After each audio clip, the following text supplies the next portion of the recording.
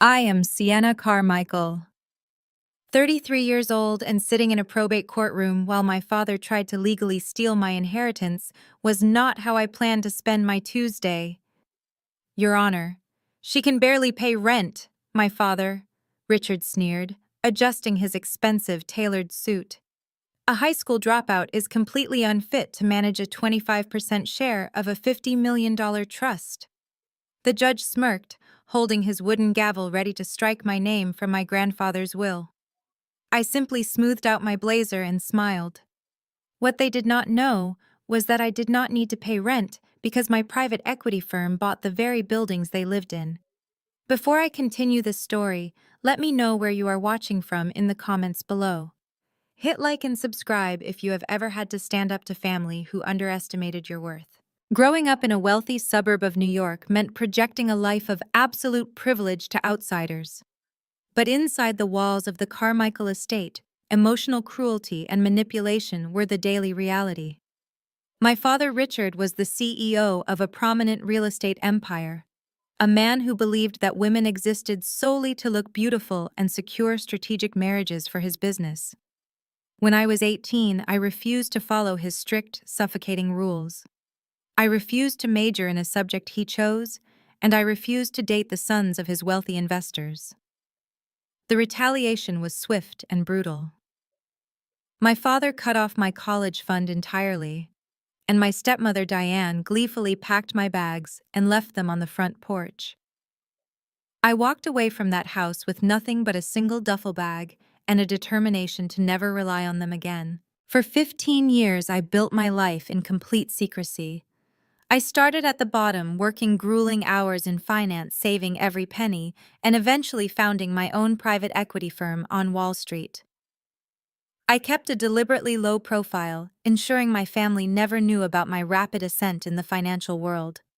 To them, I was just the rebellious failure who had disappeared into the city. The only person in my family who kept in touch with me was my grandfather. He saw my drive and my potential. When he passed away, he deliberately structured his $50 million trust to bypass my father's complete control, leaving 25% directly to me. He knew my father was mismanaging the family business and wanted to ensure I received my rightful share.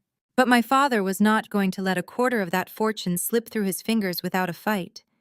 He dragged me to probate court, determined to prove I was incompetent so he could seize total control of the assets. The heavy mahogany doors of the courtroom felt suffocating as my father stood before Judge Warren. Richard projected the image of a deeply concerned patriarch sighing heavily as he delivered his performance. Your Honor, my father continued, his voice echoing in the quiet room. Sienna left our home as a teenager. She abandoned her education and chose a life of reckless rebellion. To hand her a portion of a $50 million trust would be a catastrophic mistake. She has no financial literacy, no business acumen, and frankly, no respect for the legacy my father built. I sat alone at the respondent table, keeping my expression perfectly neutral. Behind me in the gallery sat my stepmother Diane and my younger half-sister Felicity. I could hear their quiet snickering bouncing off the wooden pews. Diane whispered loudly enough for me to hear about my simple dark suit, comparing it unfavorably to their flashy designer outfits paid for by my grandfather's money. Felicity, the undeniable golden child of the family, rolled her eyes and loudly snapped her chewing gum, completely unbothered by the formal setting. They were treating this legal proceeding like a spectator sport, entirely confident that they had already won. Then my brother-in-law, Andre Washington, stepped forward. Andre was Felicity's husband and the chief financial officer of the Carmichael family empire. He was a sharply dressed African-American man with a silver tongue and an ego that rivaled my father's. He moved with the smooth arrogance of a man who believed he was always the smartest person in the room. He approached the judge's bench carrying a thick leather binder. Your Honor, Andre said smoothly, his voice dripping with professional concern.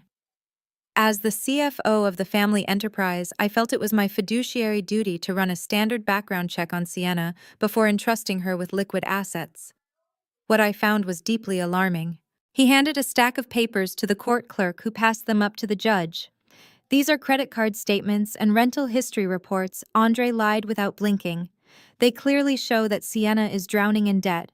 She owes tens of thousands of dollars in high-interest credit card debt.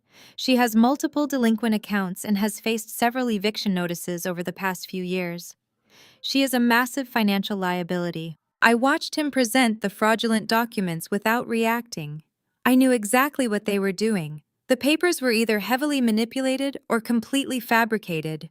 They had likely stolen the financial records of a different Sienna Carmichael, betting on the fact that I would be too poor and intimidated to hire a forensic accountant to challenge them. They thought I was still the scared teenager they had bullied out of the house. Judge Warren adjusted his reading glasses and flipped through the fake documents. He was an older man who clearly admired my father's local business standing. I could see the disdain settling into his features as he looked down at me from his high bench. "Miss Carmichael," the judge said, his tone dripping with condescension. "The evidence presented here is highly troubling. A trust of this magnitude requires a beneficiary with impeccable financial responsibility. Given your apparent instability and your lack of higher education, I am strongly inclined to agree with your father. Handing over millions to someone who cannot manage basic personal finances is not only irresponsible, it borders on negligence." Richard puffed out his chest, casting a triumphant glare in my direction. In the gallery, Felicity actually let out a small, victorious laugh while Diane patted her husband's shoulder. Andre stood beside my father, crossing his arms and giving me a pitying look that made my blood boil. They thought they had buried me. They thought they had successfully severed me from my grandfather's legacy. Judge Warren reached for his heavy wooden gavel, clearing his throat to deliver the final ruling that would strike my name from the trust forever. The room held its breath, waiting for the sound of wood striking wood to seal my fate. "Before that gavel falls, Your Honor," I said, my voice slicing through the heavy silence of the courtroom. The sound was sharp, carrying an authority that made the court reporter look up from her transcript machine. Judge Warren froze his gavel, hovering an inch above the sounding block. He peered down at me, his bushy eyebrows drawing together in a deep frown. "Miss Carmichael," the judge warned, his tone laced with impatience, "you have had ample opportunity to secure legal counsel. Interrupting a ruling is highly unorthodox. Unless you have pertinent, legally binding evidence to counter your family's claims, I suggest you sit down." I did not sit down. Instead, I picked up my sleek leather briefcase, the one custom-made for me in Milan, and stepped out from behind the respondent's table. I walked toward the bench with slow, deliberate steps.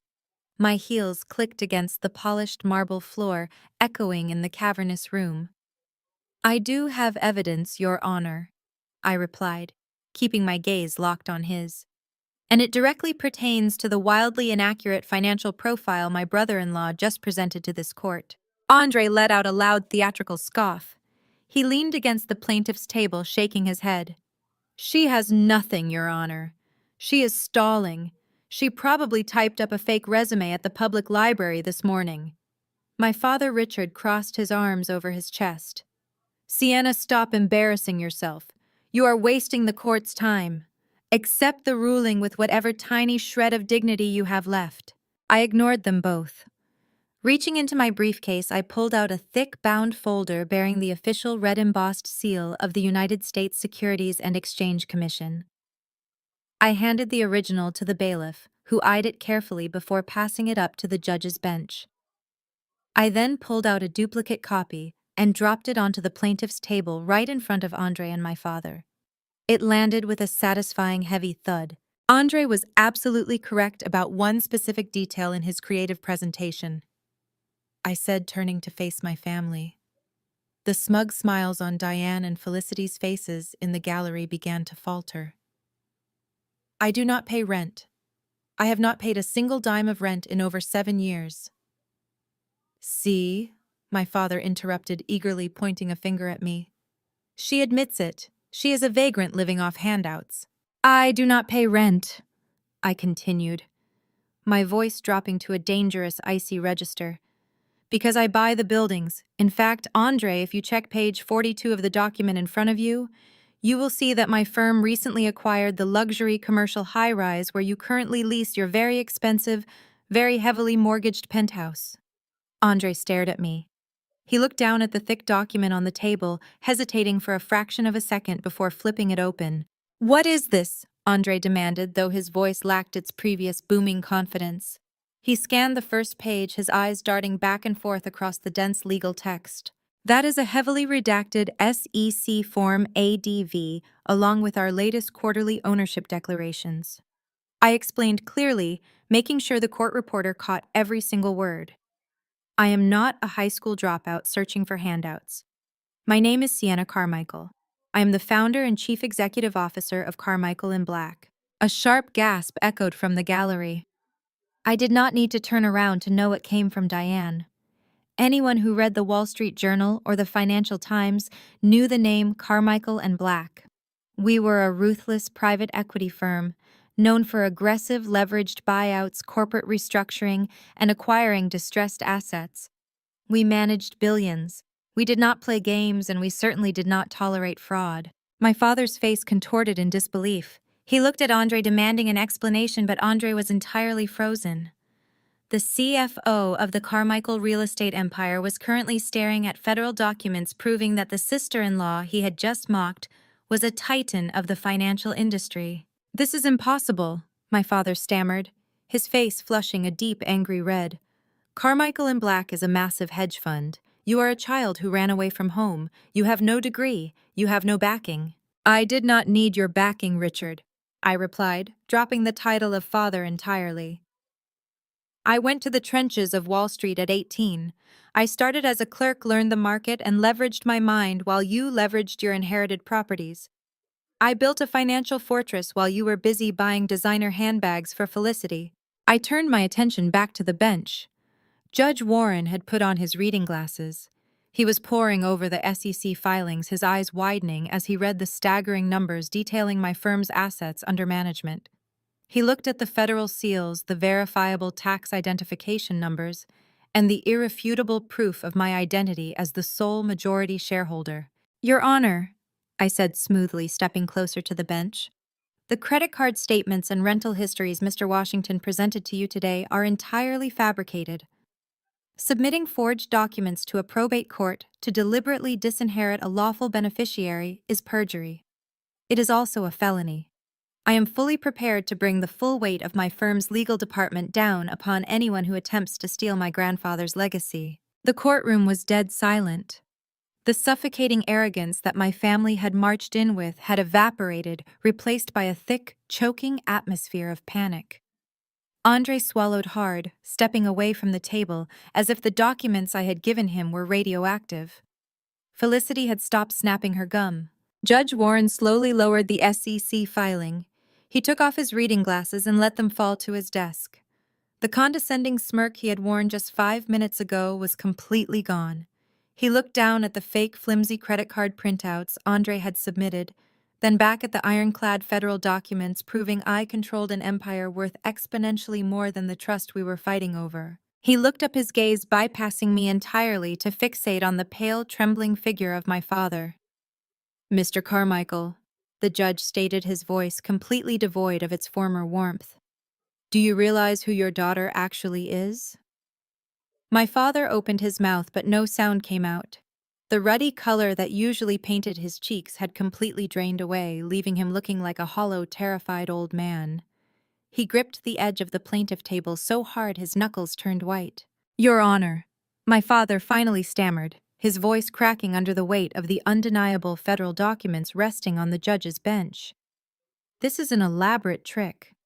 She is lying. She has to be lying." I did not even look at him. I kept my eyes fixed on the judge. "The United States government does not lie on a Form ADV, Your Honor, neither do I. The only fraud in this courtroom is standing directly to my left." Judge Warren flipped through the pages again, his expression hardening into a mask of pure judicial fury. He looked at the flimsy, fabricated credit card statements Andre had submitted earlier, then looked at the ironclad SEC filings proving my status as a titan of Wall Street. The contrast was humiliating. I strongly suggest you tread very carefully, Mr. Carmichael. Judge Warren warned, his voice echoing like thunder in the silent room. Perjury is a severe offense. Attempting to weaponize my courtroom with forged documents to disinherit a lawful beneficiary will earn you a prison sentence. He is not just trying to disinherit me, Your Honor. I interjected smoothly, taking a few steps closer to the center of the room. I unclasped the second latch on my briefcase. He is trying to rob the trust to save himself from total financial ruin. I pulled out a sleek black binder and handed it to the bailiff.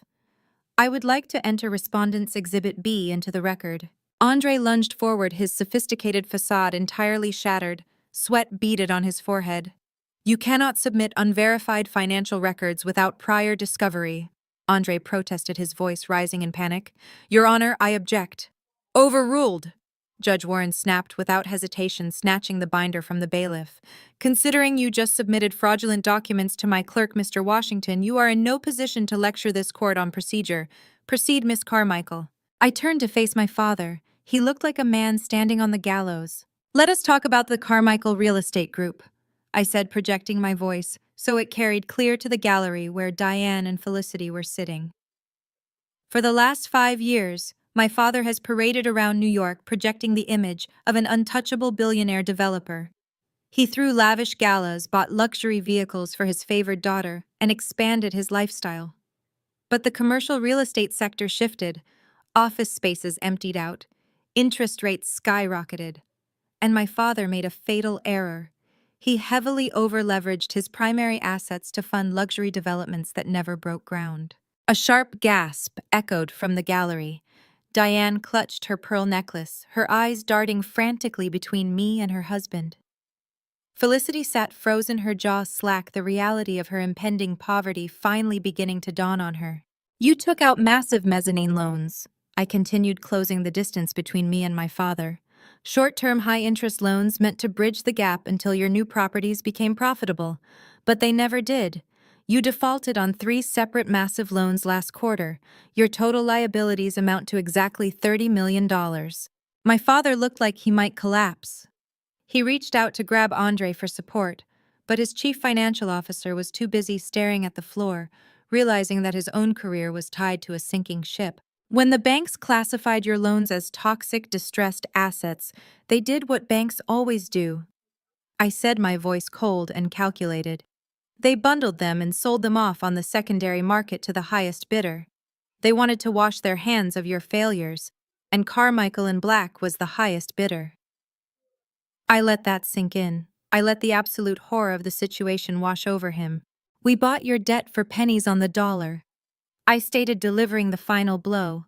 I own your debt, Richard. I own the mortgages on your commercial high-rises. I own the loans on your undeveloped lots. If I issue a capital call tomorrow morning, your entire empire will be liquidated by noon. The courtroom was so quiet, you could hear the hum of the air conditioning vents. The balance of power had not just shifted, it had been entirely obliterated. I had walked into this room as a supposed victim, and I had just revealed myself as the executioner. I turned my back on my father and faced Judge Warren. The judge was reading through the financial ledgers in the black binder, shaking his head in disgust as he saw the undeniable proof of my father's insolvency. This entire hearing is a masquerade, Your Honor, I declared, my tone ringing with absolute authority. My father did not drag me to probate court because he fears I will squander my grandfather's $50 million trust. He brought me here because he is drowning. He is desperate for liquidity. He intended to strip me of my 25% share, consolidate total control over the estate, and raid my grandfather's trust to pay off the $30 million he owes my firm. He orchestrated this entire charade, complete with forged credit reports, to rob his own daughter just to save his bankrupt company. Judge Warren slammed the binder shut. His face was flushed with righteous anger. He glared at my father and Andre with a look of absolute contempt. This is an outrage, the judge bellowed, his voice cracking like a whip. You have attempted to use this court to facilitate a massive financial crime. You submitted fabricated documents, you lied under oath, you tried to defraud a lawful heir to cover your own gross incompetence. Your Honor, please! My father begged, his voice trembling as he finally found his words. She is trying to destroy her own family. You destroyed your family the day you threw an 18-year-old girl onto the street. I shot back, my voice unwavering. I am just conducting business. Judge Warren picked up his heavy wooden gavel. He looked at me with newfound respect, then turned his furious gaze back to the plaintiff's table. I have heard more than enough, Judge Warren announced. I am dismissing the plaintiff's petition to remove Sienna Carmichael from this trust with extreme prejudice. Furthermore, I am confirming Miss Carmichael's rightful 25% share of this estate, effective immediately. And let me assure you, Mr. Carmichael, I will be forwarding these forged documents to the district attorney's office to consider charges of perjury and fraud. Diane let out a loud, dramatic wail from the gallery. Felicity dropped her designer handbag, the expensive leather slapping against the hardwood floor. They had walked in expecting to watch me lose everything, and instead, they were watching their entire luxurious lifestyle evaporate into thin air. Judge Warren raised his gavel high into the air, ready to strike the sounding block and finalize his ruling. He was ready to seal my victory and end my father's desperate scheme once and for all. But just as the wooden mallet began its descent, chaos erupted at the plaintiff's table. Andre Washington practically threw himself over the wooden barrier. He slammed his hands down on the table, his eyes wide with wild, frantic desperation. The smooth, arrogant CFO was gone, replaced by a man fighting for his literal survival. "Wait, Your Honor, stop!" Andre shouted, his voice echoing frantically across the courtroom. "We have an emergency motion to file." Judge Warren froze his gavel suspended midair. The absolute silence of the courtroom was shattered by the sound of Andre scrambling to his feet, his tailored suit jacket riding up as he desperately waved a thick manila envelope over the wooden barrier. "Mr. Washington," the judge growled, his face reddening with fresh irritation, "you are already on the verge of being held in contempt. This had better not be another piece of fabricated financial fiction, or I will have the bailiffs escort you to a holding cell right now." "It is not a financial record, Your Honor," Andre insisted, his voice breathless. The smooth, calculated demeanor of the corporate CFO had completely vanished. He ripped open the envelope, his dark hands shaking slightly as he pulled out a folded piece of heavy, cream-colored legal paper. "It is a durable power of attorney, signed by the deceased Josiah Carmichael exactly 3 days before his passing." A collective murmur swept through the gallery. My lead counsel, Attorney Pierce, immediately stood up, buttoning his jacket with a sharp, aggressive movement. "Objection, Your Honor." Pierce barked, his voice ringing with authority. "This is an outrageous procedural violation. The plaintiffs are attempting to introduce entirely unverified, unvetted documents at the 11th hour, only because their primary argument has been completely dismantled. This document was never produced during discovery. We just found it last night." Andre shot back, wiping a bead of sweat from his brow. He looked at my father, who was suddenly breathing heavily, a desperate glimmer of hope reigniting in his eyes. "It was locked in a private safe deposit box that Richard only gained access to yesterday afternoon. This document grants Richard Carmichael absolute, irrevocable authority over the entirety of the estate, superseding any previous trust conditions or fractional distributions." I stared at the piece of paper trembling in Andre's hand. My grandfather was a meticulous, sharp-minded man who despised my father's reckless business practices. He had spent the last 5 years of his life systematically structuring his trust to ensure Richard could not liquidate the core assets. The idea that he would suddenly sign over absolute control 3 days before his death, while heavily medicated and slipping in and out of consciousness, was absurd. It was a forgery. It had to be. "Bring that document to the bench immediately," Judge Warren commanded, his tone lethal. The bailiff snatched the paper from Andre and handed it up to the judge. I watched Judge Warren put his reading glasses back on his eyes, scanning the heavy parchment. The courtroom was agonizingly still. I could hear Diane letting out a shaky breath of relief behind me while Felicity whispered something excitedly to her mother. They thought they had found their magic shield. "Your Honor, I demand to inspect that document," Attorney Pierce stated, stepping up to the bench. Judge Warren handed the paper down. Pierce scrutinized it for several long seconds, his jaw tightening. He walked back to our table and placed it in front of me. I looked down at the signature. It looked like my grandfather's handwriting, possessing the same sharp loops and heavy downward strokes. But there was a noticeable tremor to the ink, a hesitation that spoke of someone trying too hard to trace an outline. Beneath the signature sat a bright, freshly stamped notary seal. "It has a certified notary stamp," Pierce whispered to me, his tone grim. "And it is dated 72 hours before he died." "He was on a morphine drip 72 hours before he died," I whispered back, my eyes fixed on the forged ink. He could barely hold a glass of water, let alone execute a complex legal maneuver reversing years of estate planning. Richard paid someone to stamp this. Pierce nodded, turning his attention back to the judge. "Your Honor, we formally challenge the authenticity of this document. Its sudden appearance is highly suspect, and given the plaintiff's prior submission of fraudulent credit reports today, this court has zero reason to presume this power of attorney is genuine. We request an immediate forensic handwriting analysis and a deposition of the notary public whose seal appears on this page." "I welcome the analysis," Andre interrupted, though his voice wavered just a fraction. He stood taller, trying to regain his footing as an executive. "The document is legally binding. Until it is proven otherwise, Richard Carmichael retains absolute authority over the trust. You cannot rule against him today." I looked at my father. The terrified hollow man from 5 minutes ago was slowly disappearing. Richard straightened his posture, adjusting his silk tie, the arrogant, entitled CEO returning to the surface. He knew exactly what he was doing. He did not need this document to be permanently upheld. He only needed it to buy him time. Judge Warren rubbed his temples, clearly disgusted by the blatant legal gamesmanship happening in his courtroom. He looked at me with an expression of genuine apology. "Miss Carmichael," the judge said heavily, "my hands are tied by procedure.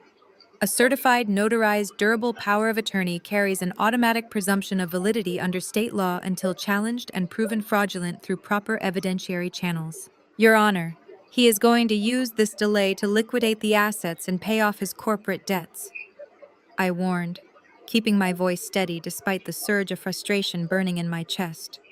"If you do not freeze this estate, there will be nothing left to argue over by the time the ink is analyzed." "I am well aware of the risks," Judge Warren replied sharply.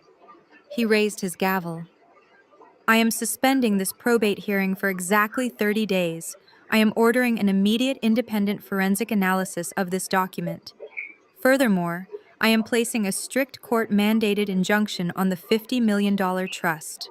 No assets may be liquidated, transferred, or leveraged by anyone, including Mr. Carmichael, until the authenticity of this document is verified. We will reconvene in 1 month." The heavy wooden gavel slammed down. The sharp crack echoed like a gunshot, signaling a temporary stalemate.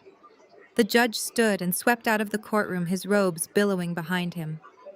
The immediate danger to my inheritance had been paused, but the war was far from over. Attorney Pierce began packing his files into his briefcase. "We have 30 days, Sienna," he muttered. "I will get our investigators on that notary immediately. We will rip their lives apart until we find out who they bribed to stamp that paper." "Do it," I replied coldly, my eyes locked on the plaintiff's table. "Find the weakest link."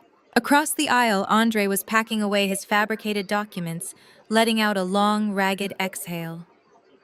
Diane and Felicity were already standing up, their faces glowing with renewed arrogance. They had survived the ambush. I grabbed my briefcase and turned to leave. As I walked down the center aisle of the courtroom, my father stepped out from his table, deliberately blocking my path. Richard looked down at me, his eyes dark with a venomous, unhinged fury. He leaned in close, ensuring that neither my lawyers nor the bailiffs could hear his words. The smell of expensive scotch and nervous sweat radiated off him. "You thought you could walk in here and humiliate me?" My father whispered, his voice a low, terrifying rasp.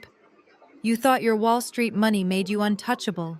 You are nothing but a little girl playing a grown man's game." I did not step back. I met his gaze with absolute chilling calm.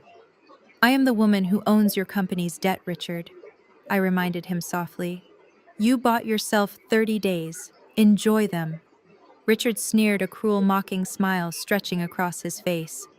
30 days is all I need, he whispered, stepping aside to let me pass. You will be destroyed before you ever see a single dime. I walked past him without breaking my stride. The heavy courthouse doors swung shut behind me, sealing my father and his desperate threats inside. I did not look back. I climbed into the back of my waiting town car, the tinted windows shielding me from the chaotic afternoon traffic. As the driver navigated toward Manhattan, I pulled out my phone and dialed Attorney Pierce. I instructed him to tear apart the life of the notary who stamped that fraudulent power of attorney. I wanted bank records, communication logs, and travel history. If my father bribed an official to forge a legal document 72 hours before my grandfather died, there would be a paper trail. Pierce assured me his investigators were already mobilizing. By the time I reached my Wall Street penthouse, the adrenaline from the courtroom had settled into a cold, calculating focus. My apartment was a multi-million-dollar sanctuary of floor-to-ceiling glass-polished steel and minimalist art perched high above the financial district. It was a fortress paid for by my own sweat late nights and ruthless financial maneuvering. I poured myself a single glass of bourbon, looking out over the glittering skyline. My father had promised to destroy me in 30 days. I expected him to file injunctions, attempt to freeze my corporate assets, or launch a hostile counterbid against my firm. I expected a financial war. What I did not expect was a full-scale assassination of my character. My phone started ringing at 4 in the morning. I ignored the first two calls, but when the specialized ringtone for my chief communications officer chimed through the dark bedroom, I sat up instantly. David never called before dawn, unless the firm was actively bleeding capital. I answered the call. David sounded breathless and panicked. He told me to turn on my tablet and open every major financial gossip blog, digital tabloid, and social media aggregator in the city. I grabbed my tablet from the nightstand. The headlines hit me like a physical blow to the chest. The runaway gold digger, how one woman slept her way to a Wall Street empire. Carmichael and Black CEO, accused of corporate extortion and elder abuse. From high school dropout to hedge fund hustler, the dark past of Sienna Carmichael. I clicked on the leading article from a notoriously vicious digital tabloid. The story was a masterpiece of character assassination, perfectly crafted to destroy my credibility in the hyper-conservative world of private equity. According to anonymous sources closely tied to the Carmichael family, I was not a self-made financial prodigy. The article painted me as a manipulative, unstable runaway who had been kicked out of my family home at 18 for severe moral failings and substance issues. But the smear went much deeper. The sources claimed that I had acquired the initial capital to launch Carmichael and Black by seducing and extorting older, vulnerable Wall Street executives. They alleged that my entire firm was a house of cards built on blackmail and illicit favors. To make matters worse, the article detailed the ongoing probate court battle, spinning the narrative entirely in my father's favor. It stated that I had returned from a 15-year exile specifically to harass my ailing bankrupt father and steal my severely disabled grandfather's trust fund. I scrolled down to the embedded photographs. There were candid, zoomed-in pictures of me arguing with my father outside a restaurant years ago, completely stripped of context. There were quotes from unnamed high society figures expressing shock at my greed. I knew exactly who engineered this: Diane and Felicity. My stepmother and half-sister had leveraged their country club connections and paid off predatory PR firms to plant these stories overnight. Felicity had always been obsessed with social media and public image. While Richard and Andre tried to fight me with forged legal documents, Diane and Felicity had chosen to fight dirty in the court of public opinion. They knew they could not beat me financially, so they decided to make me toxic. In the world of high finance, perception is reality. Institutional investors, pension funds, and sovereign wealth portfolios do not park billions of dollars with a CEO embroiled in a sordid public scandal involving elder abuse and corporate blackmail. David was practically shouting through the phone speaker. He informed me that the story had already gone viral across major financial forums. Rival firms were sharing the links. Institutional clients were sending urgent emails demanding clarification. In the span of 3 hours, Diane and Felicity had successfully weaponized the internet against my firm. "We are drafting a cease and desist right now," David said urgently. "We are preparing a defamation suit against the publishers." "But Sienna, the damage is moving faster than our legal response. Our limited partners are spooked. The Saudi investors just suspended their capital commitment for the upcoming tech buyout." I gripped the edge of the marble kitchen island, my knuckles turning white. My father had not been bluffing. He intended to destroy my livelihood so entirely that I would be forced to settle the probate case just to save my firm. He wanted to drain my power before the 30-day court suspension expired. Before I could formulate a response to David, my secondary secure business line began to ring. It was a direct connection reserved exclusively for the board of directors of Carmichael and Black. I put David on hold and switched lines. The gruff, unforgiving voice of Maxwell, the chairman of the board, echoed through the receiver. He did not bother with pleasantries. "Sienna, I am looking at a public relations catastrophe that is currently threatening $10 billion in active managed assets," Maxwell stated coldly. "The board has been fielding calls from terrified investors since 5 in the morning. Your family drama has just become a massive corporate liability." "The articles are completely fabricated, Maxwell," I replied, forcing my voice to remain calm and authoritative. "It is a coordinated smear campaign initiated by my father's desperate attempts to cover up his own corporate bankruptcy. I have my legal team preparing a massive defamation strike." "I do not care if it is a fairy tale," Maxwell snapped back. "Our stock valuation is taking a hit in the pre-market trading. The optics of our CEO being accused of sleeping her way to startup capital and extorting a dying grandfather are radioactive. We cannot have the face of Carmichael and Black plastered across the tabloids like a cheap reality television star." I closed my eyes, feeling the sheer magnitude of the trap my family had sprung on me. "We are convening an emergency board meeting in exactly 1 hour," Maxwell announced, his tone leaving absolutely zero room for negotiation. "You need to have an airtight strategy to kill this story and restore investor confidence immediately. If you cannot contain this fallout before the market officially opens, the board is prepared to trigger the morality clause in your contract." He paused, letting the threat hang heavy in the air. "Fix this, Sienna," Maxwell warned, "or we will vote to remove you as chief executive officer by noon." The line went completely dead. The dial tone echoed in the silent glass-enclosed living room of my penthouse. I set the phone down on the cold marble kitchen counter.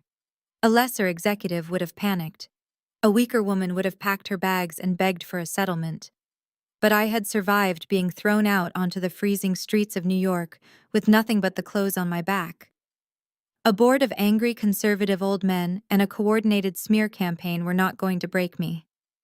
I poured the rest of my bourbon down the sink, splashing the amber liquid against the stainless steel drain. It was time to go to war. My personal cell phone vibrated, sliding an inch across the polished stone. I glanced at the screen. A text message notification popped up from a number I had blocked years ago. However, my firm's secure server had routed it through a secondary channel, bypassing my standard filters. It was Felicity. She was entirely too eager to gloat. "Did you read the morning news, sis? Looks like your little Wall Street fairy tale is crashing down. Mom and I thought the gold digger angle was a really nice touch. Do not bother coming to court next month. You are finished." I stared at the glowing screen. She was foolish. Extreme arrogance always made my family incredibly sloppy. I picked up the device and typed back a measured, deliberate response, knowing exactly how to bait her trap. "Libel is a very dangerous game, Felicity. You and Diane are exposing yourselves to massive financial liability." The typing bubble appeared immediately. Felicity was far too hot-headed to resist the provocation. She had been handed everything her entire life, making her utterly blind to legal consequences. "Prove it," she texted back. "Everyone believes us, because you have always been trash. You could not even finish college. You are a high school dropout who got lucky, and now everyone in your precious financial district knows it." "I dropped out because Richard drained my entire college savings account," I replied, keeping the digital bait dangling right in front of her. "And we both know exactly where that money went." I waited. 10 seconds later, her response flooded the screen in a massive block of text exactly as I had anticipated. She could never help but brag about her unearned privilege. "Oh, are you still crying about that? Get over it, Sienna. It was $250,000. Daddy knew investing it in my wedding to Andre was a much better use of family funds than wasting it on a useless degree for a failure. My wedding was the social event of the decade. We had 500 guests. We imported white orchids from France and served caviar. You were just a bad investment. Daddy chose the daughter who actually mattered." I read the words twice, letting the cold reality of her confession settle over me. The memory of that day hit me like a physical strike, but I shoved the emotion aside. I was 18 years old when I went to the bank to pay my first semester's tuition, only to find the custodial account completely emptied. My father, who had retained total administrative control over the funds, had liquidated every single cent. When I confronted him in his home office, he simply laughed. He told me Felicity was marrying a rising corporate star, Andre Washington, and the Carmichael family needed to project immense wealth to secure their social standing. My future, my education, and my basic stability were sacrificed for an ice sculpture and a 5-tier cake. When I demanded the money back, Diane gleefully packed my bags and told me to get out. I did not type back a furious response. I did not hurl my phone across the room or shed a single tear. Emotion is a fatal liability in corporate warfare. Instead, I pressed the side buttons on my device, capturing high-resolution screenshots of the entire text exchange. I captured her clear admission of coordinating the public relations smear campaign. I captured her gleeful confession about my father misappropriating my college funds to finance her lavish wedding to Andre. I archived the images, encrypted the file, and forwarded it directly to Attorney Pierce and my personal legal vault on the firm's mainframe. Felicity thought she was inflicting emotional damage, but she had just handed me written proof of malicious intent and financial manipulation. The board meeting was in less than an hour. Maxwell wanted an airtight strategy to kill the media story. But fighting a public relations battle against anonymous sources was a game of whack-a-mole. It was purely defensive, and I did not play defense. I needed leverage so devastating that my father would be forced to publicly retract the smear campaign himself. To destroy a king, you do not attack the castle walls. You compromise the royal treasurer. I picked up my secure business line and bypassed David entirely. I dialed the direct extension for Elias, my lead forensic financial analyst. Elias was a brilliant, ruthless operative who could track a single dollar bill through a dozen offshore shell companies without leaving a trace. "Elias, drop whatever portfolio you are analyzing right now," I commanded the moment he answered. "I need a total, unrestricted deep dive into a specific target. I want you to pull every financial record, every tax filing, and every corporate expense report attached to Andre Washington, the chief financial officer of the Carmichael Real Estate Group." "Understood?" Boss Elias replied, the rapid clacking of a mechanical keyboard already echoing in the background. "What exactly am I looking for?" "Andre is a man who likes expensive suits, high-stakes risks, and maintaining the illusion of absolute control," I stated, my eyes locked on the digital skyline shining outside my window. "Men like that always have secrets they cannot afford to expose. I want you to find every shadow account, every hidden crypto wallet, and every off-the-books transaction tied to his name. Find his breaking point, Elias. We are going to make him bleed." Elias did not hesitate. His keystrokes were a relentless drumbeat in the background as I hung up the phone. I knew the kind of financial damage Andre could inflict while the probate court suspension dragged on. He was the chief financial officer of the Carmichael Real Estate Group, meaning he had his hands on the levers of my family's remaining capital, and he was about to use them. The retaliation began the very next morning.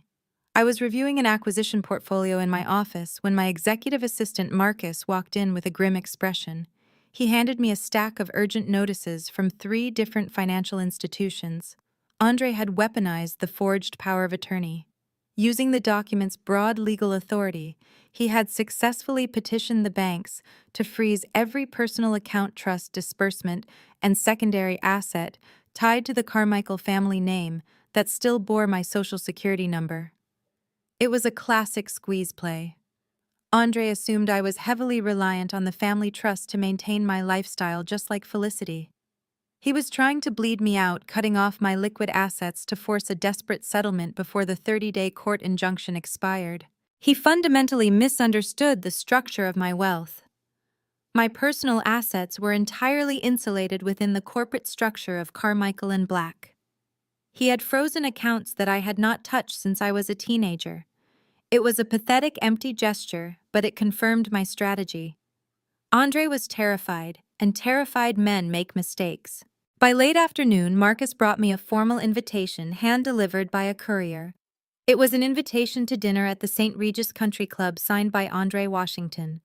The note attached was smooth and conciliatory, suggesting a private meeting to discuss a mutually beneficial resolution without the exhausting theater of the courtroom. He was playing the rational peacemaker, attempting to divide and conquer by separating me from my legal team.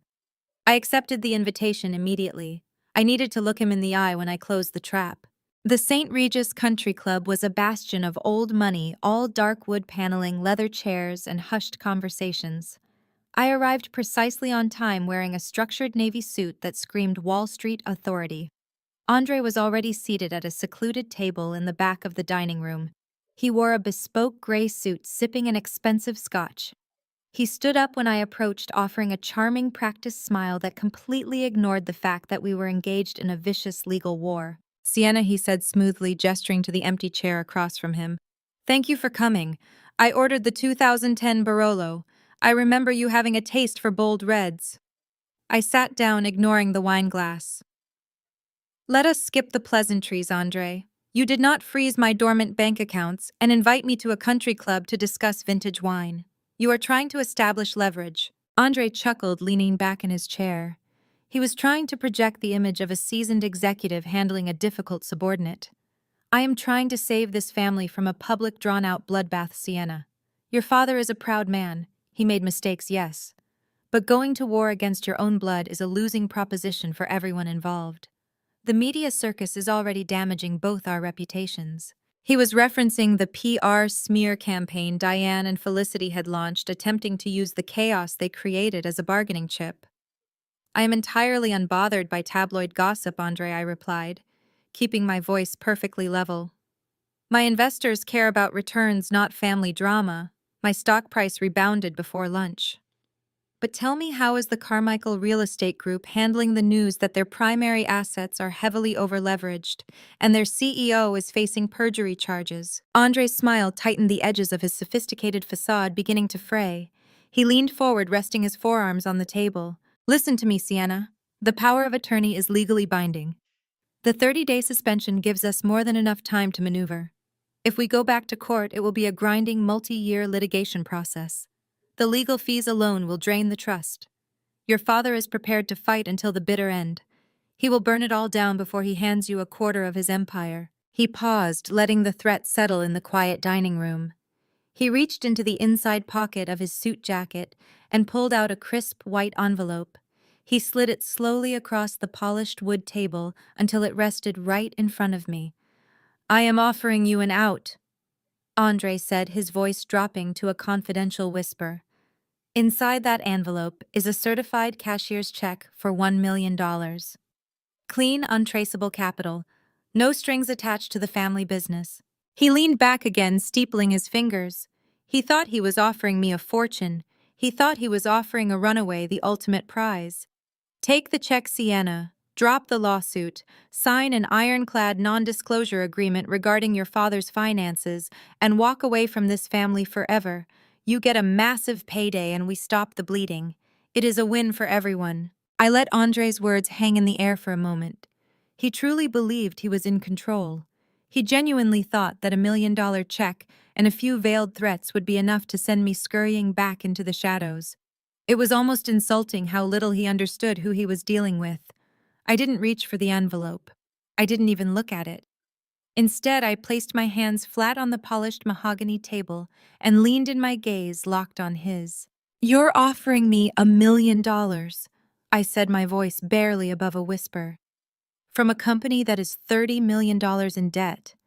A company whose primary assets are underwater. A company that I now hold the mortgages for.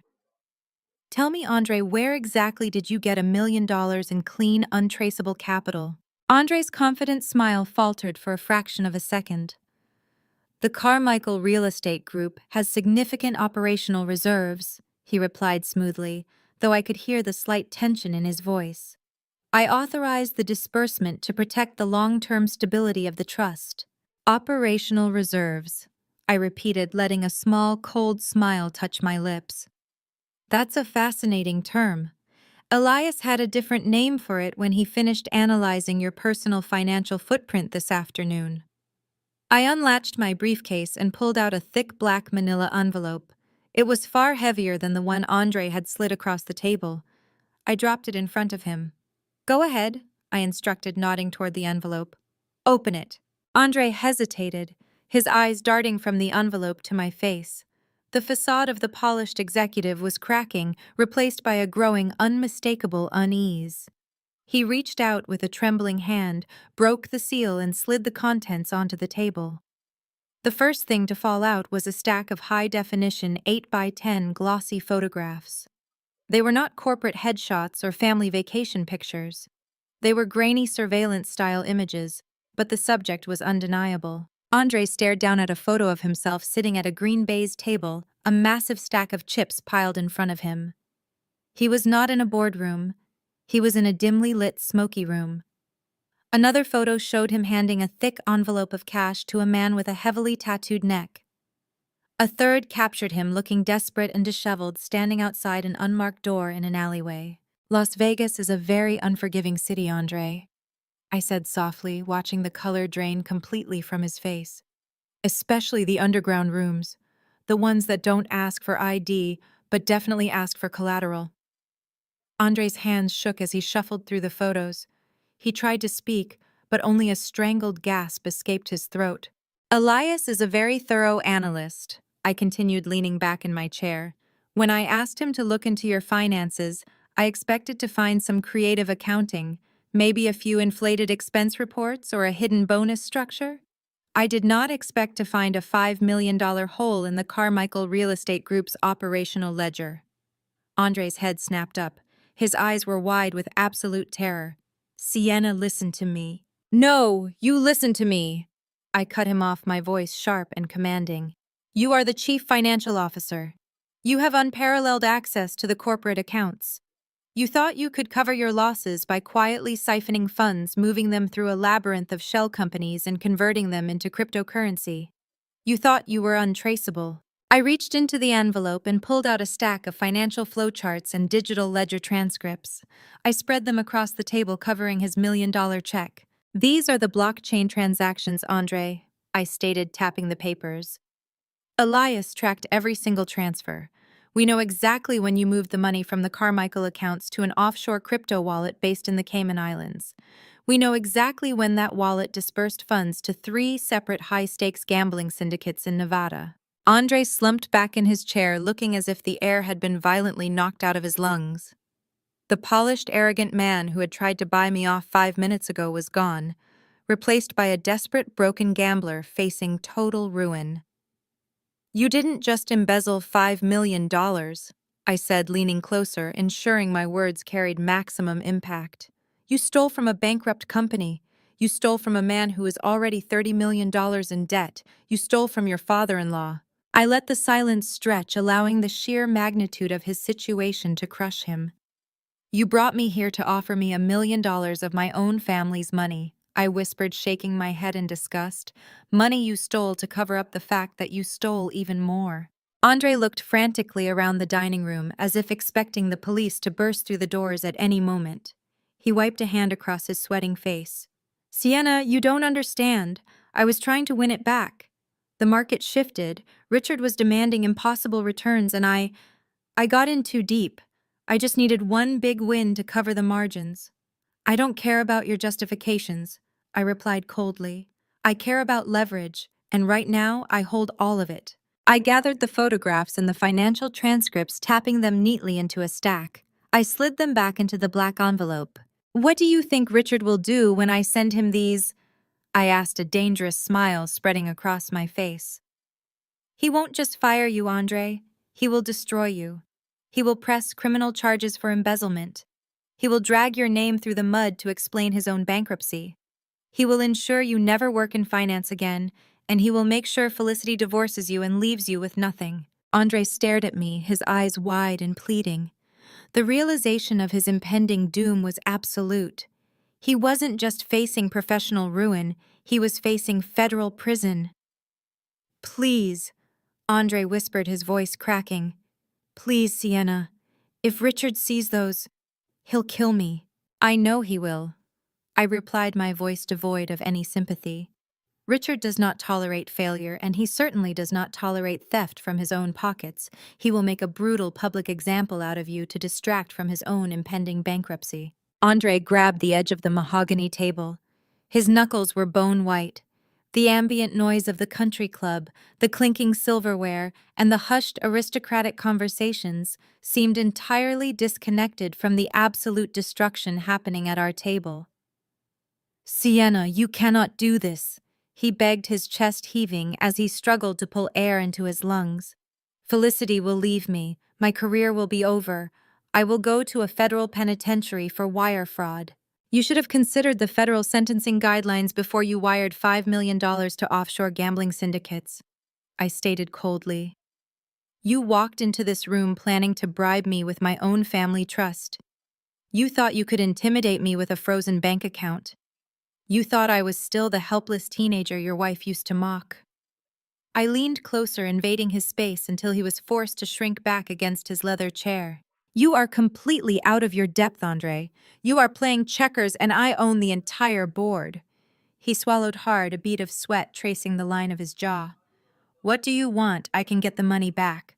I have assets I can liquidate. I just need time. I do not want your dirty casino money, I said, my tone lethal and precise. I want your absolute obedience. You have exactly 2 choices tonight. Choice 1, I press a button on my phone, and this entire dossier goes directly to Richard Felicity and the Financial Crimes Bureau of the District Attorney's Office. You leave this club in handcuffs by midnight.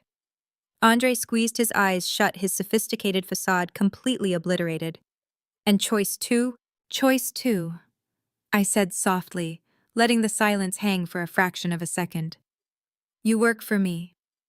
He opened his eyes, a flicker of sheer confusion cutting through his blind panic. Work for you, doing what? You are going to be my eyes and ears inside the Carmichael Real Estate Group, I commanded. I know my father. I know exactly how he operates. The financial records he submitted to the probate court were sanitized. The tax returns he filed for the last decade are works of fiction. He keeps 2 sets of books, one for the government and one for reality. Andre shifted uncomfortably, his eyes darting toward the exits, as if looking for an escape route that did not exist. Richard keeps the master ledgers entirely offline. He is deeply paranoid. He only trusts me to audit the raw numbers because my own signature is on the corporate filings. Exactly, I said, tapping my manicured fingernail against the black envelope on the table. Which makes you the only person on earth who holds the key to his absolute destruction. I want the real accounting ledgers, Andre. I want the shadow books. I want every unedited spreadsheet, every secret offshore holding company, and every illegal wire transfer he has executed over the past 5 years. If I give you those books, Richard will know it was me, Andre protested, his voice dropping to an anxious, gravelly whisper. He will ruin me anyway. If you do not give me those books, I will ruin you right now, I countered. Your loyalty to my father is a sinking ship. I am offering you a lifeboat. You hand over the raw data, and when my firm hostilely takes over the Carmichael estate, I will ensure your embezzlement is quietly classified as a corporate write-off during the restructuring. You will avoid prison. You will walk away with your freedom provided you divorce my sister and never set foot on Wall Street again. It was a brutal, non-negotiable ultimatum. I was asking a corporate executive to commit the highest form of corporate treason. I was demanding that he hand over the literal blueprint to his father-in-law's financial crimes. Andre stared at the envelope containing the photos of his underground gambling. He looked at the $1 million cashier's check he had tried to bribe me with, which now looked like a worthless, pathetic piece of paper. The fight completely drained out of his body. The arrogant CFO was entirely broken, replaced by a man desperate to avoid a federal cell. He let out a long, ragged exhale. He slowly reached into his tailored suit jacket. His hand was trembling so violently he struggled to unfasten the inner pocket. He pulled out a sleek, heavy titanium USB drive. It was encrypted and lacked any identifying corporate branding. It requires a dual authentication biometric bypass, but I disabled the hardware lock before I left the office today. Andre said, his voice completely hollow. He set the drive on the table, keeping his hand flat over it, as if letting it go would seal his fate. Everything is on here. The real profit and loss statements. The shell companies he used to hide his toxic assets. The mezzanine loans he defaulted on. It is all categorized by fiscal year. I reached out and pulled the drive out from under his trembling hand. The cold metal felt heavy against my palm. This was the Holy Grail. This was the weapon that would permanently dismantle my father's empire and secure my grandfather's legacy once and for all. I slipped the drive into my briefcase and snapped the brass lock shut with a sharp, echoing click. "You made the right choice, Andre," I said, standing up from the table and smoothing out my blazer. "You will receive instructions from my legal team tomorrow regarding your sworn testimony. Do not attempt to run. Elias is monitoring your passport and your offshore bank accounts. If you try to board a plane, the FBI will be waiting for you at the gate." I turned to leave the private dining room, my victory absolute. I had dismantled my father's right-hand man in less than 20 minutes. "Sienna, wait," Andre called out from the table. I paused, looking back over my shoulder. Andre was still sitting exactly where I left him, but his expression had changed dramatically. The panic over his own criminal exposure was gone, replaced by a deep, unsettling darkness. He looked physically sick to his stomach. "You think you know what kind of man your father is?" Andre said, his voice dropping to a chilling, haunted register. "You think this is just about bad real estate investments and standard corporate greed. It is not. You do not know how sick your father really is." I narrowed my eyes, stepping back toward the table. "What are you talking about?" Andre pointed a trembling finger toward my locked briefcase. "When you open that drive, do not just look at the corporate debt. Look at the personal liabilities. Look at Felicity's accounts." I left the country club with the titanium drive feeling heavier than a vault door inside my briefcase. I did not go home to my penthouse. I directed my driver to head straight to the financial district. The sleek, glass-enclosed executive floor of Carmichael and Black was dead quiet at midnight, save for the hum of the servers and the low, intense voices in my private boardroom. Attorney Pierce was pacing the length of the room, fueled by his third cup of black coffee. Elias, my lead forensic analyst, was already plugged into the isolated, air-gapped terminal. I handed Elias the drive. The room held its breath as he executed the biometric bypass Andre had provided. Lines of encrypted code scrolled rapidly across the massive wall monitors. Within seconds, the encryption shattered. The raw, unfiltered financial soul of the Carmichael Real Estate Group spilled out in blinding high-definition data. The numbers were staggering. The $30 million in toxic debt that my firm had recently bought was just the tip of the iceberg. Richard had been running a sophisticated shell game for years, moving money between dummy corporations and offshore tax havens to project an illusion of massive corporate liquidity. "He is a dead man walking," Pierce stated, adjusting his glasses as he read the scrolling data. "These internal financial statements are completely fabricated. The moment the IRS gets wind of these offshore transfers, your father is going to a federal penitentiary." "I do not care about the tax evasion right now," I replied, standing behind Elias's chair. My mind kept looping back to the absolute terror in Andre's eyes before I walked away from his table. Andre told me to look at the personal liabilities. He explicitly told me to look at Felicity's accounts. Elias, isolate my sister's name and social security number, run a cross-reference across all the unregulated private loans on the books. Elias's fingers flew across the mechanical keyboard. Files vanished, replaced by a dense, color-coded spreadsheet. The silence in the boardroom stretched, growing thicker and colder by the second. Elias stopped typing. He took a slow, heavy breath and leaned back from the monitors. "Boss," Elias said, his voice completely devoid of its usual clinical detachment. "Your father did not just mismanage his company, he committed massive systematic identity theft against his own daughter." I leaned closer to the glowing screen, my eyes scanning the heavily encrypted contracts. Pierce stepped up beside me, letting out a sharp, shocked breath. The truth was staring us right in the face in undeniable black and white. Richard Carmichael had used Felicity as a human shield. Over the past 5 years, my father had meticulously curated Felicity's financial profile. He paid off her credit cards in full. He put luxury cars and high-end real estate directly into her name. He built her a pristine high-net-worth credit score. I had always assumed it was just blind favoritism. I assumed he simply loved his golden child more than he loved me. I was entirely wrong. He was not spoiling her. He was fattening her up for the slaughter. Once Felicity's financial profile was flawless, Richard weaponized it. He forged her signature on dozens of personal guarantor agreements. When traditional banks cut him off and refused to finance his failing commercial developments, he turned to the shadow banking sector. He took out millions of dollars in unregulated high-interest mezzanine debt from predatory private lenders. And he used Felicity's pristine credit as the sole collateral. "He forged her signature on the dotted line," Pierce whispered in absolute disbelief. "He legally bound her to these high-risk loans. These private equity lenders do not care about the corporate bankruptcy. When Richard defaults, they will bypass the company entirely and go straight for the personal guarantor. They will seize everything she has," Elias added grimly. "They will take her house, auction her cars, drain her bank accounts, and garnish any future wages she ever earns. She is legally on the hook for at least $20 million. She will be forced into personal bankruptcy before she turns 30. I stared at the glowing numbers, a cold, clinical realization washing over me. Felicity walked around New York City, wearing designer brands, sipping champagne at country clubs, and mocking me for being a dropout. She thought she was a wealthy heiress, untouchable and secure in our father's empire. She had absolutely no idea that she was walking on a financial landmine. She was nothing but a collateralized debt obligation to the man she idolized.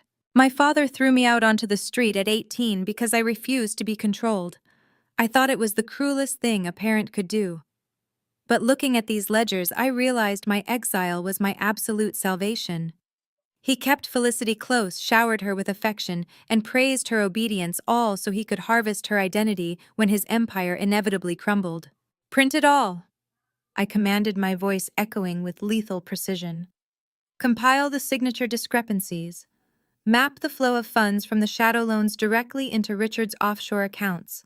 Build me a kill shot." We worked through the night. By the time the sun began to rise over the East River, casting a brilliant golden light across the Manhattan skyline, we had assembled a physical dossier of pure, unadulterated financial treason. The trap was fully constructed. We possessed the exact ammunition required to tear the Carmichael Real Estate Group down to its foundation. I took a quick shower in my executive suite, changed into a fresh, tailored charcoal suit, and ordered a double espresso. The firm was beginning to wake up. The trading floor outside my office buzzed with the aggressive high-stakes energy of Wall Street opening bells.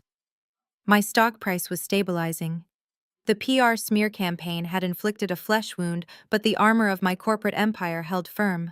I sat behind my massive mahogany desk reviewing the final printed pages of Richard's identity theft. It was 8:30 in the morning. The secure intercom on my desk suddenly lit up with a harsh, persistent buzz. I pressed the flashing button. "Yes, Gavin," I asked my executive floor receptionist. "Miss Carmichael, I am incredibly sorry to interrupt," Gavin said, his voice tense and rushed. "Building security just called up from the lobby. 2 women bypassed the main guest registry by tailgating a group of senior partners through the turnstiles. They are currently stepping off the executive elevator."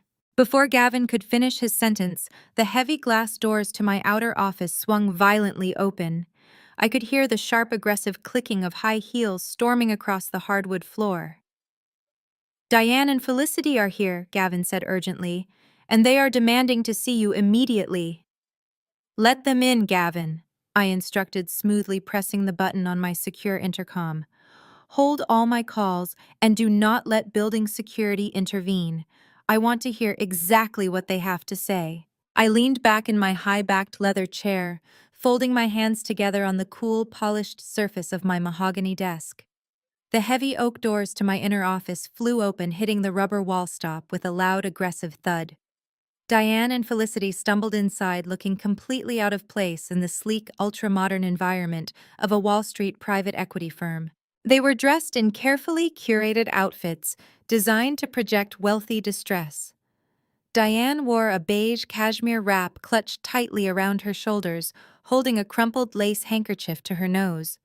Felicity looked equally frantic, her hair slightly messy, completely abandoning the polished, arrogant sneer she had worn in the probate courtroom just a day ago. "Sienna!" Diane gasped, rushing forward until she reached the edge of my desk. Her voice trembled thick with manufactured tears. "You have to stop this. You have to call off your lawyers immediately."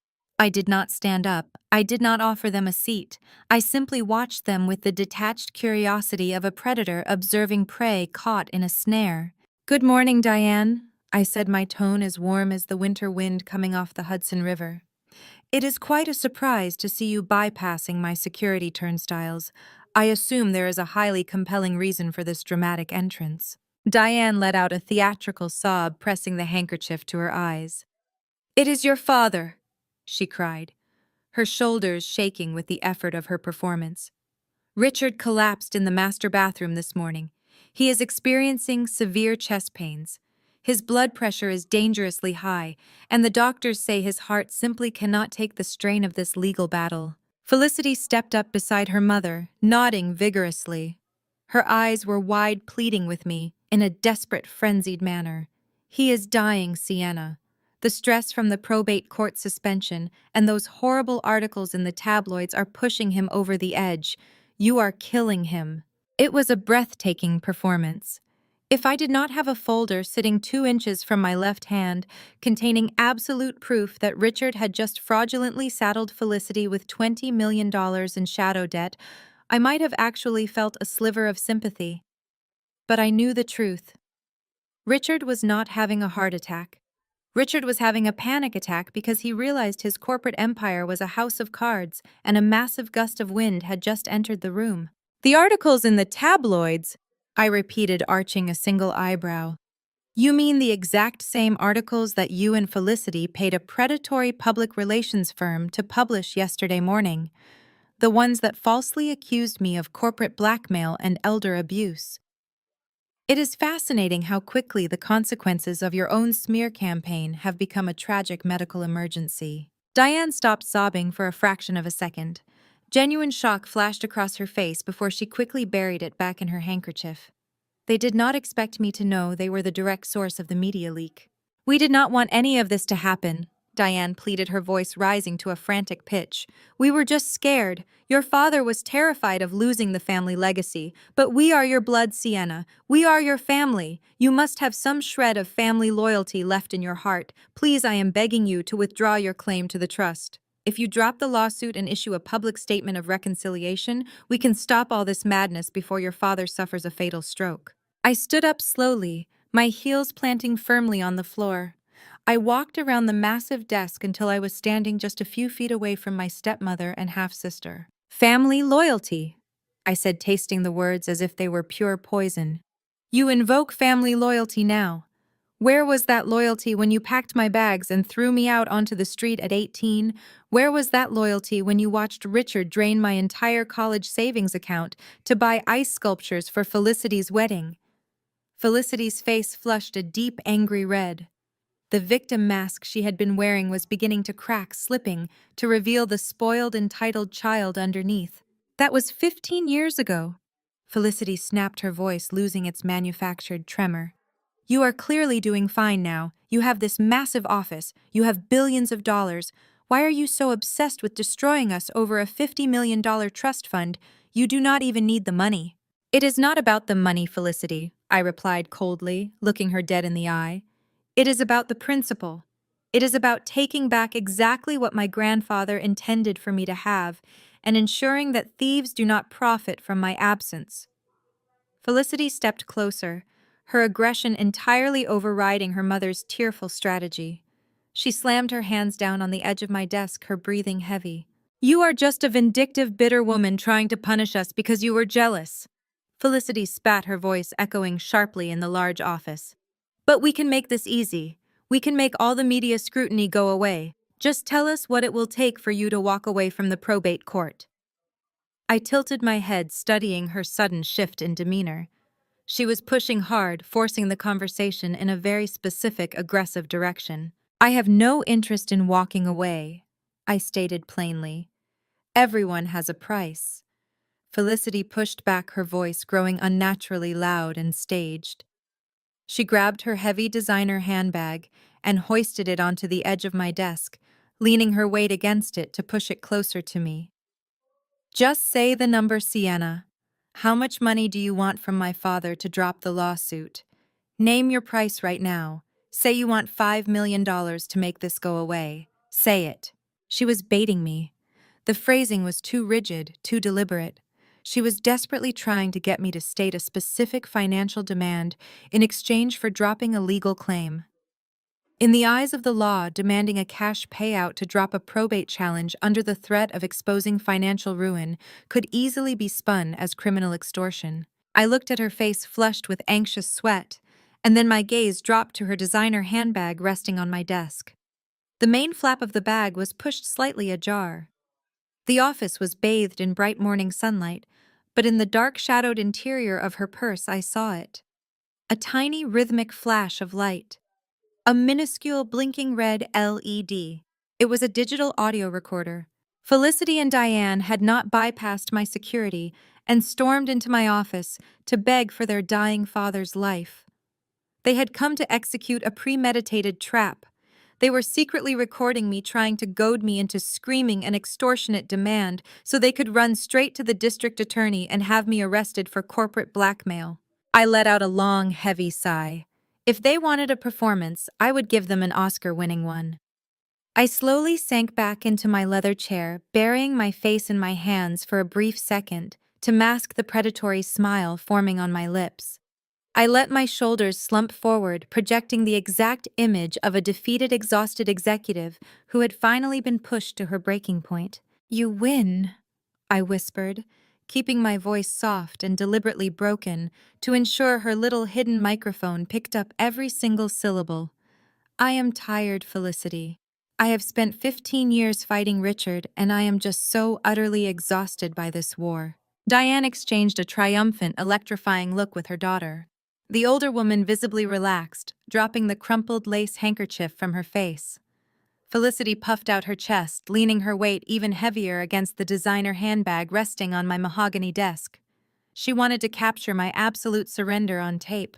She was practically vibrating with the thrill of her impending victory. "So name your price?" Felicity demanded again, her voice ringing with arrogant authority. "Tell us what it will cost to make you drop the probate lawsuit today." I shook my head slowly, looking up at her with manufactured awe. "I do not want a cash payout. I have enough capital to last 10 lifetimes. But before I call my legal team and instruct them to withdraw my claim to the trust, I need you to explain something to me.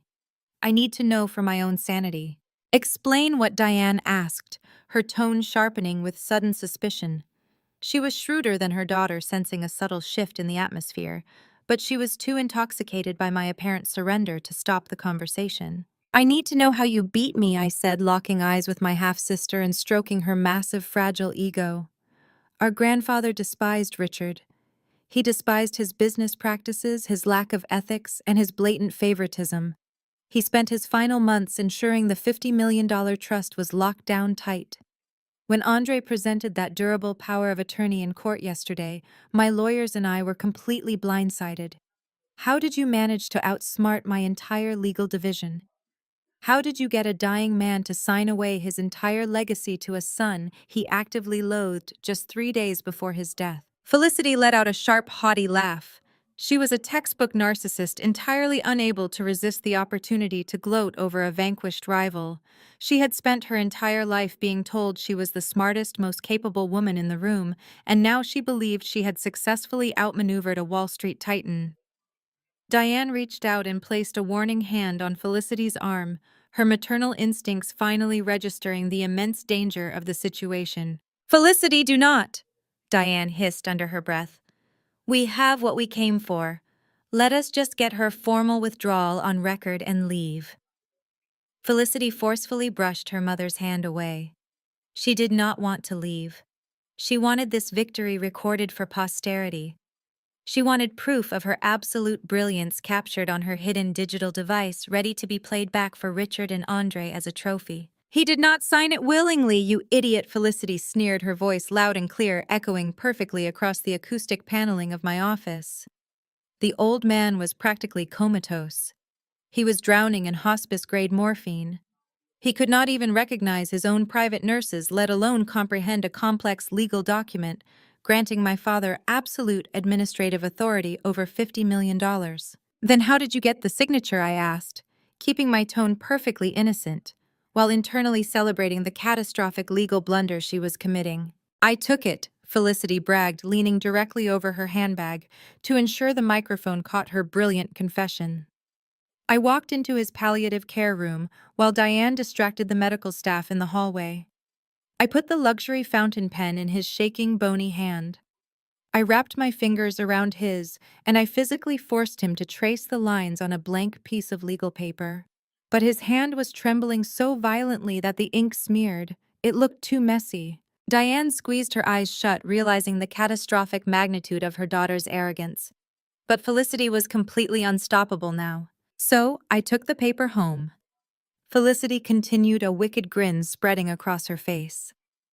I put it over a backlit drafting table, and I traced a flawless, steady copy onto the final legal draft myself. It was pathetic how easy it was to replicate his handwriting. Then I paid a cheap, desperate local notary public $5,000 in untraceable cash to stamp it and backdate it by 72 hours. "You thought you were the only ruthless woman in this family. Sienna, I outplayed you, your forensic accountants, and your entire team of expensive corporate lawyers." I let her finish. I let the absolute silence hang in the air for 5 full seconds. I let the sheer, unadulterated weight of her felony confession settle into the room. Then I sat up perfectly straight. The manufactured exhaustion vanished from my posture instantly. My spine snapped rigid. The defeated, broken woman they thought they had cornered was entirely gone, replaced by the cold, calculating chief executive officer they had foolishly tried to trap. I reached out across the desk and casually flipped the main flap of her designer handbag entirely open. The dark interior was exposed to the bright morning light, revealing the blinking red LED of the digital audio recorder nestled between her wallet and her keys. Diane shrieked, stumbling backward in her expensive heels as if the handbag had suddenly caught fire. Felicity froze. Her triumphant, arrogant smile decayed into a look of absolute paralyzing horror as I reached into her bag and picked up the small recording device. "You are right about one thing, Felicity," I said, my voice returning to its normal, icy authority. "You did record a very compelling piece of evidence today, but you made one fatal miscalculation about engaging in corporate espionage inside a financial institution." I crushed the cheap plastic recorder in my hand. The casing cracked loudly, and I tossed the broken pieces into my steel wastebasket. Felicity let out a strangled gasp, stepping back from the desk, her hands flying to her mouth. "Did you really think a billionaire private equity CEO would hold sensitive, unrecorded meetings in her own office?" I asked, standing up to my full height. "Did you think you were the only one rolling tape?" I pointed a manicured finger toward the discreet dome-shaped glass fixture mounted in the ceiling corner directly above my desk. "Did you know that Wall Street financial firms are required by federal regulations to utilize military-grade audio-enabled security cameras